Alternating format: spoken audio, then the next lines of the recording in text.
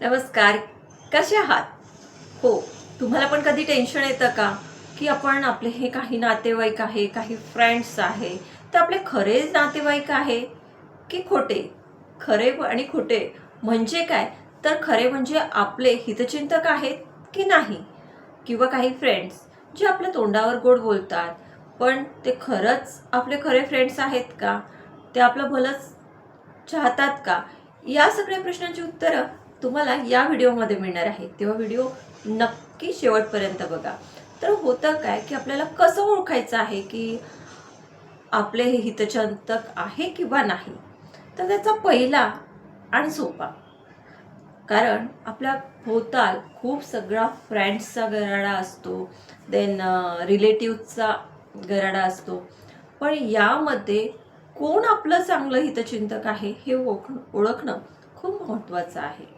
तर ते ओळखण्यासाठी पहिली स्टेप, तर कसं ओळखायचं? जी काही तुम्हाला जे तुमचा जो काही चांगलं होत आहे किंवा तुम्ही कुठल्या तरी क्षेत्रामध्ये एक चांगलं करिअर करत आहात किंवा जर तुम्ही स्टुडंट असाल तर तुम्ही चांगले मार्क्स मिळवले आहे किंवा तुम्ही एखाद्या जॉबच्या शोधात असत आणि तुम्हाला खूप छान जॉब मिळाला और तुम्हाचं लग्न एका चांगल्या मुलासोबत झालं आहे, तर त्यावेळेस ही लोक कसे रिॲक्ट करतात त्यातून आपल्याला कळतं की आपल्याला खरंच हा व्यक्ती आपला हितचिंतक आहे की नाही.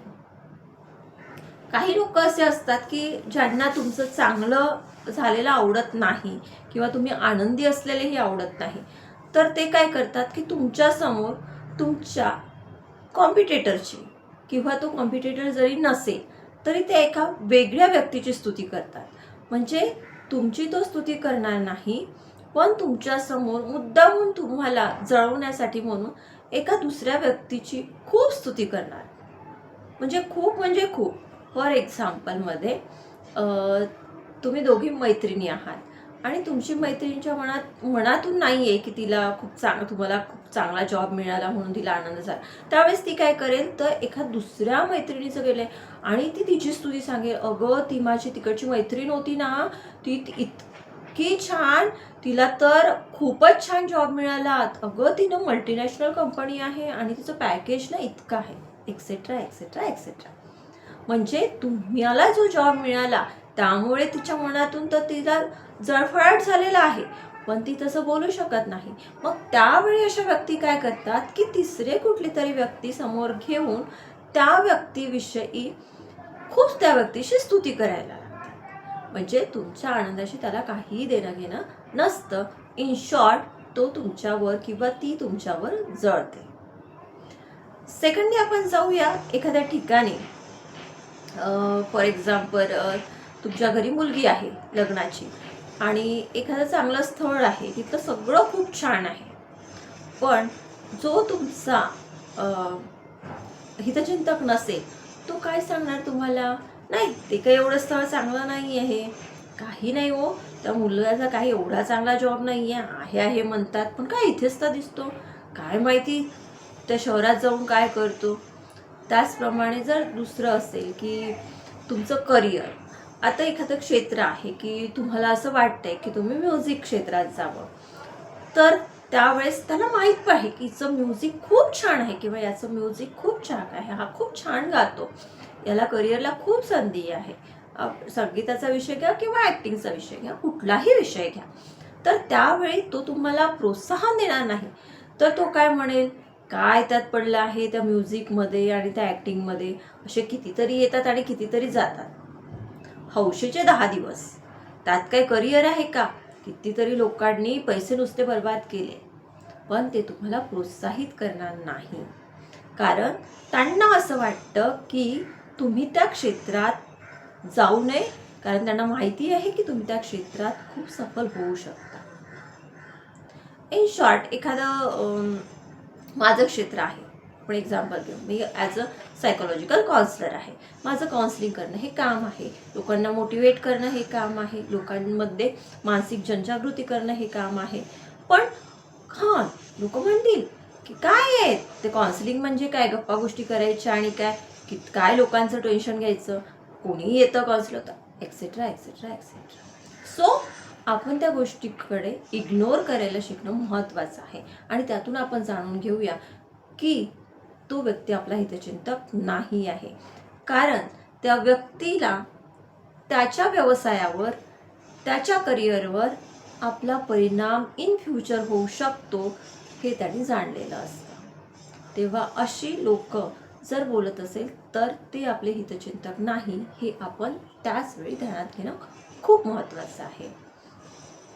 त्यानंतर आपण नेक्स्ट पॉईंटकडे जाऊया की तुम्ही खूप मेहनत केली आहे आणि खूप मेहनत करून तुम्ही खूप पैसा, प्रॉपर्टी, गाडी, बंगला सगळं तुमच्याकडे मिळालेलं आहे आणि कुठेतरी एक फंक्शन आहे आणि त्या फंक्शनमध्ये तुमचे सगळे वाहवा करता आहे की किती छान, किती प्रोग्रेस केला आहे तुम्ही, खूप मेहनत केली वगैरे आणि हे एवढं सगळं वैभव तुम्ही मिळालं. तेव्हा जो तुमचा हितचिंतक नसेल तो लगेच मिळेल. पैशाचं काय, धनदौलत काय, इज्जत महत्त्वाची, काय मान सन्मान आपल्याला समाजात आहे ते महत्त्वाचं. आणि जर तुम्हाला मान सन्मान खूप असेल, तुम्ही पैसे तुमच्याकडे नसेल पण तुम्हाला खूप इज्जत दिल्या जाते, मान सन्मान केला जातो समाजामध्ये, त्यावेळी तोच व्यक्ती तुम्हाला म्हणेल की काय नुसते ते लोकांच्या मागे धावणं, लोकांनी जे सांगितलं ते करणं, चमचेगिरी करणं वगैरे वगैरे हे आपल्याला नाही जमत. ते त्याला जमतं आणि म्हणून लोक त्याची वाहवा करतात. सो या सगळ्यावरून आपल्याला लक्षात घेणं आहे की हा व्यक्ती आपला हितचिंतक नाही. तो मनातून जळत असतो आपल्यावर. आपले पैसे आपण कमावले तर आपल्या त्या पैशावर जळत असतो. देन आपण इज्जत जी कमावली आहे त्या इज्जतीवर सुद्धा तो जळत असतो. त्यानंतर जर तुम्ही खूप मेहनत घेऊन नेक्स्ट पॉईंटकडे जाऊया, एक थोडी फास्ट येते. नेक्स्ट पॉईंटकडे जाऊया की तुम्ही खूप मेहनत घेतली, तुम्ही एक छान टीम बिल्डअप केली, त्यामागे तुमची खूप कडी मेहनत होती. बट जर तुमचा एक मित्र असेल पण तुमची जी टीम आहे ती सुद्धा तुमच्यासोबत खूप ऑनेस्ट आहे आणि तुमची टीम ही तुमची ताकद झालेली आहे, कारण तुम्ही त्या टीमसोबत असं बॉसिंग केलेलं नाही आहे, त्यांना आपला एक भाग समजलेला आहे. आणि तुमचा एखादा मित्र आहे पण तो तुमचा हितचिंतक नाही आहे, तर तो काय करेल, तुम्हाला डिरेक्टली तर काही म्हणू शकत नाही की किंवा तुम्हाला ब्रेक करू शकत नाही. त्यावेळी तो एक खेळ खेळणार आणि तुमच्या टीममधल्या कुणाला तरी भेटणार आणि तो असं म्हणणार नाही की तुझा बॉस वेगळा आहे. तो म्हणेल अरे तुझा बॉस ना माझा छान मित्र आहे, खूप चांगला आहे, खूप मेहनती आहे तो वगैरे. पण जो काय आहे तुमची खूप कमाल बरं का, तुमच्यामुळं त्याचं हे सगळं सुरू आहे. एकटा माणूस काय करणार, पण तुमची टीम खूप छान आहे आणि स्पेशली तू तर ब्रिलियंट आहे. खरं म्हणजे तू इथे काम करण्यापेक्षा तू जेवढी सॅलरी तुला देते त्यापेक्षा कितीतरी जास्त सॅलरी मिळण्यासाठी तू लायक आहे. जर तुला हवं असेल तर आपण वेगवेगळ्या माझे खूप कॉन्टॅक्ट्स आहे, आपण तिथे येऊन मी तुला चांगला जॉब मिळवून देऊ शकतो. अशा प्रकारे तू तुमच्या टीममध्ये फूट पाडू शकतो. या सगळ्या जर गोष्टी एखादा व्यक्ती करत असेल तर तेव्हाच जागे व्हा आणि समजून घ्या की हा व्यक्ती आपला हितचिंतक नाही आहे. अगदी साध्या प्रकारे आपण आपला हितचिंतक कोण आहे आणि कोण नाही आहे हे आपण जाणून घेऊ शकतो. तुम्ही बघत आहात प्रांजल माइंड केअर हे यूट्यूब चॅनल. मी प्रांजली, एक सायकोलॉजिकल काउन्सिलर, त्याचप्रमाणे मोटिवेशनल स्पीकर. जर तुम्हाला कुठलाही प्रॉब्लेम असेल, सायकोलॉजिकल प्रॉब्लेम असेल, स्पेसिफिकली सांगते की जर तुम्हाला कुठलाही मानसिक आजार म्हणजे काही वेड होणं नाही आहे, वेडं होणं नाही आहे. मानसिक आजार म्हणजे आपल्याला कधी टेन्शन होतं, आपण कधी विचारात असतो, ओव्हर थिंकिंग करायला लागतो, कधी आपल्याला डिप्रेस होतो, डिप्रेसमध्ये आपल्याला काही करावं असं वाटत नाही किंवा आपले काही फॅमिली प्रॉब्लेम्स असतात जे आपण कुणाशी शेअर करू शकत नाही. तेव्हा एक हक्काचा व्यक्ती असतो आणि हक्काचा म्हणण्यापेक्षा ज्याला जर आपल्याला काही झालं आहे तर आपल्याला डॉक्टरकडेच जावं लागेल.